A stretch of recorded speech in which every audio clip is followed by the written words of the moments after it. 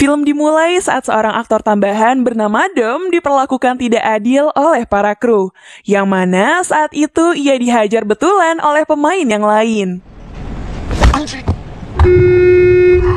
Tidak terima dengan hal tersebut, Dom kemudian menghajar salah satu kru, hingga akhirnya ia pun memilih pergi dari lokasi syuting. Alasan ia merantau ke Jakarta yaitu untuk mengejar mimpinya menjadi seorang aktor terkenal. Tidak putus asa, Dom lalu mendatangi salah satu tempat casting.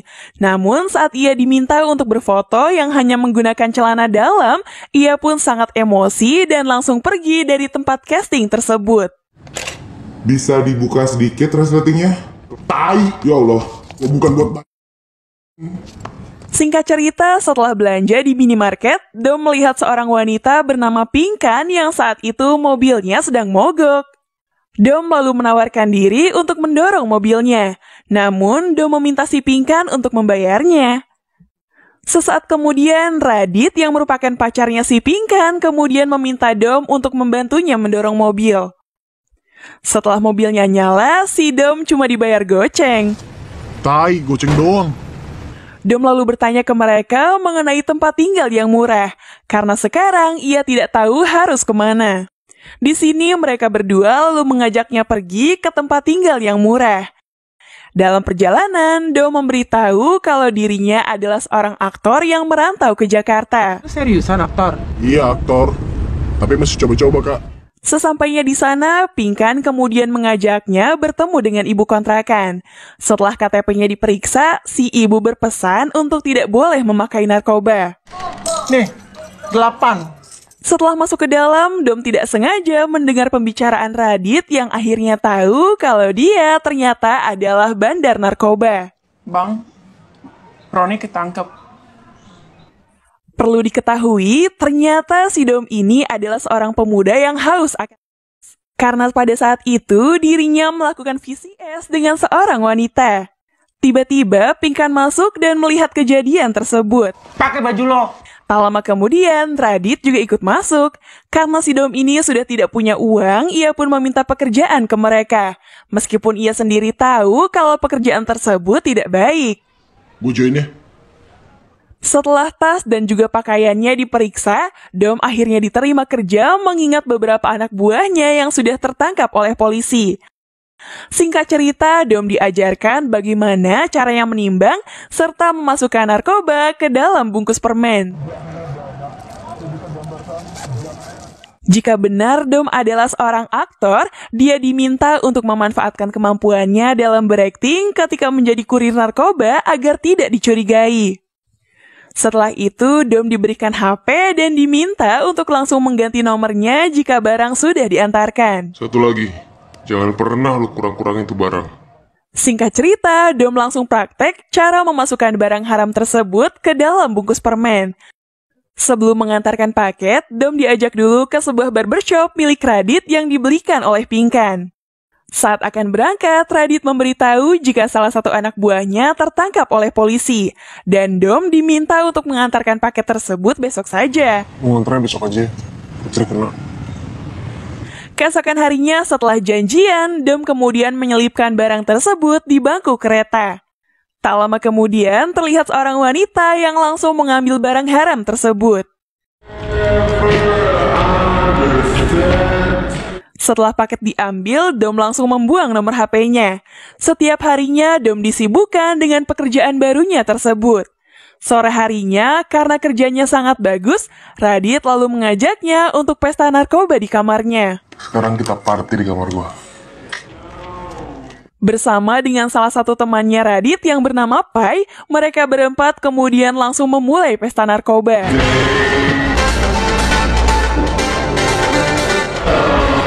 Keesokan harinya, Dom diminta untuk mengantarkan paket ke salah satu kamar hotel dengan nomor 305. Namun saat mengantarkan paket tersebut, wanita itu mengaku kalau dia tidak memesan burger.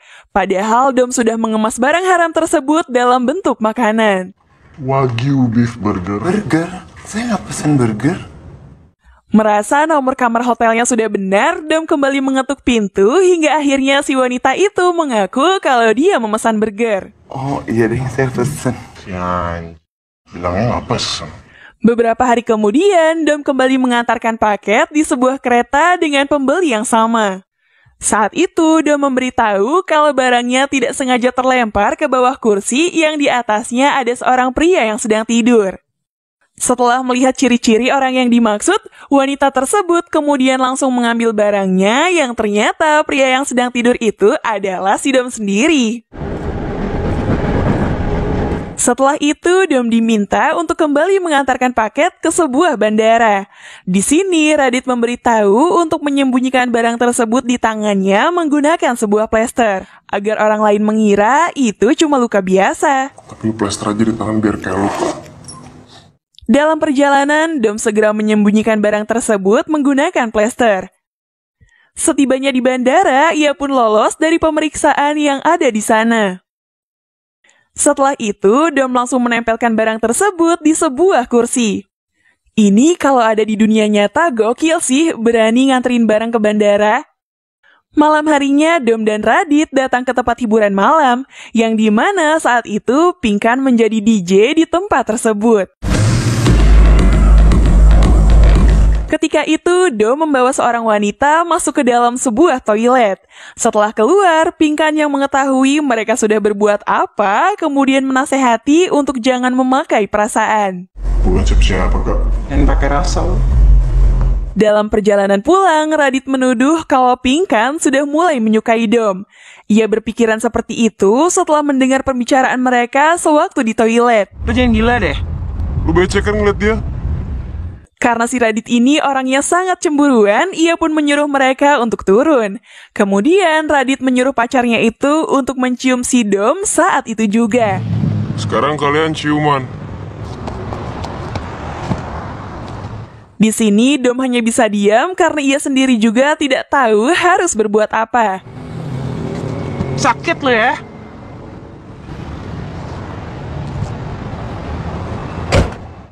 Keesokan harinya, Dom menyamar menjadi pengantar pizza untuk mengirimkan barang ke salah satu pembeli. Saat mengetuk pintu rumah dan dibukakan oleh seorang anak kecil, anak itu bilang kalau ibunya sedang tidak ada di rumah. Setelah masuk ke dalam, Dom terkejut melihat ada seorang bayi. Ibunya bekerja sampai malam meninggalkan kedua anaknya. Di sini, Dom merasa sangat kasihan dengan mereka.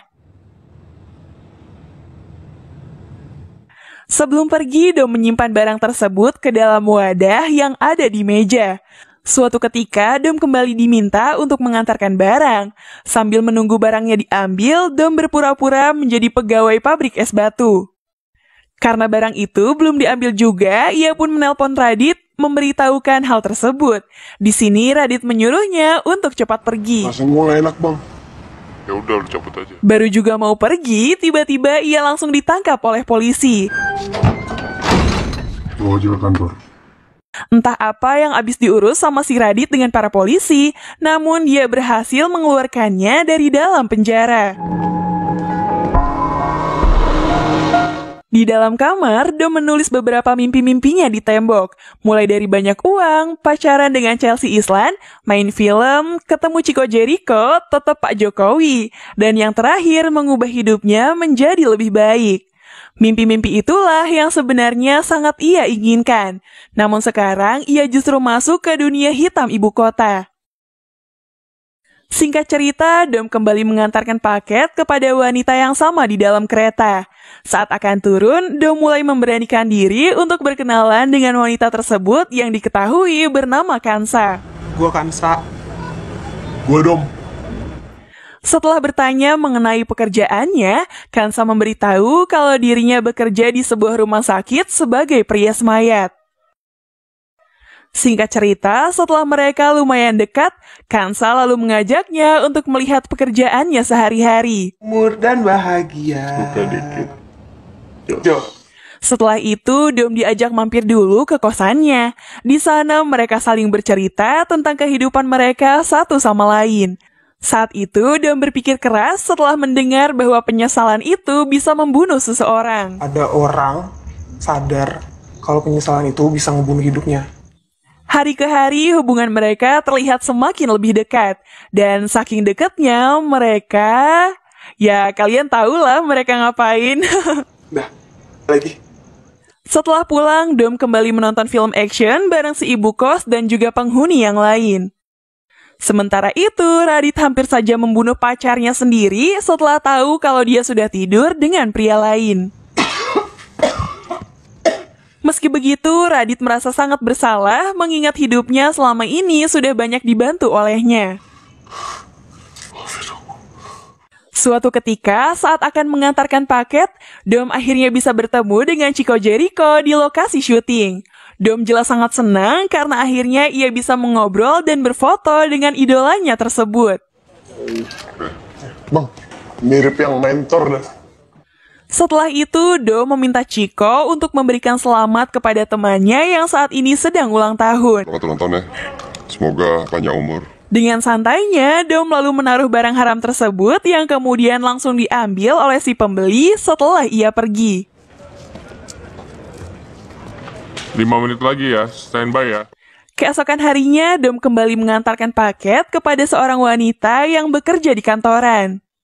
Setelah barang tersebut diambil, wanita itu lalu menawarkan sebuah pekerjaan, dan dia meminta untuk jangan pernah mengganti nomor HP agar bisa dihubungi. Kamu jangan ganti nomor dong, saya susah banget nyari kamu. Oke. Hal mengejutkan terjadi karena ternyata si Radit ini sering melakukan dengan si ibu kontrakan. Waduh, parah sih, giliran ceweknya yang kayak gitu malah ngamuk, dasar cowok. Malam harinya, Dom memutuskan untuk merubah penampilannya layaknya seperti seorang waria.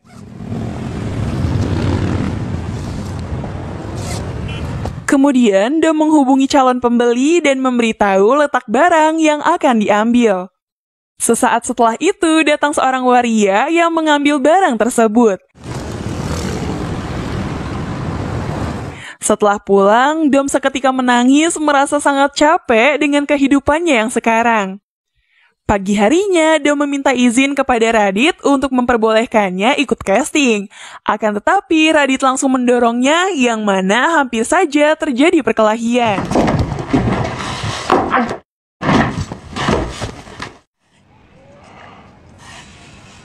Setelah itu, Dom mencoba untuk meminta maaf. Setelah masalah ini dianggap selesai, Radit menyuruhnya untuk menjemput Pinkan karena nanti malam dia harus mengambil barang. Lu yang jemput Pinkan. Gue mesti ngambil barang.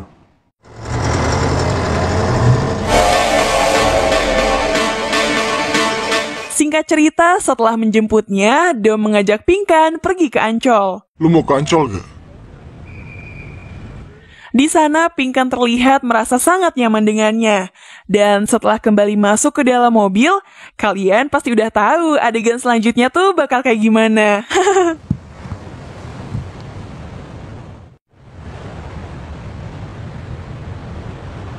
Sepulangnya mereka, Dom yang baru saja selesai mandi, seketika dibuat panik dengan suara tangisan si Pinkan. Alasan ia menangis, ternyata si Radit ini sudah tertangkap oleh polisi. Dom kemudian pergi mencari tahu penyebab Radit tertangkap.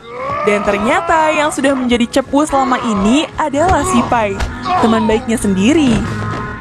Di sisi lain, terungkap bahwa si ibu kontrakan ternyata seorang pecandu berat. Sementara itu, Dom akhirnya memilih untuk kembali menggapai mimpinya menjadi seorang aktor terkenal. Sebelum pergi, Dom sempat menemui Pinkan untuk mengucapkan salam perpisahan. Dan dengan perpisahan mereka, berakhir juga untuk filmnya, guys. Menurut kalian, gimana guys filmnya? Oh iya, buat yang pengen nonton full movie-nya, silahkan kalian cek aja di aplikasi bioskop online ya. Untuk rangkumannya segitu dulu ya. Kalian jangan lupa jaga kesehatan. Ketemu lagi di video selanjutnya ya. Dadah!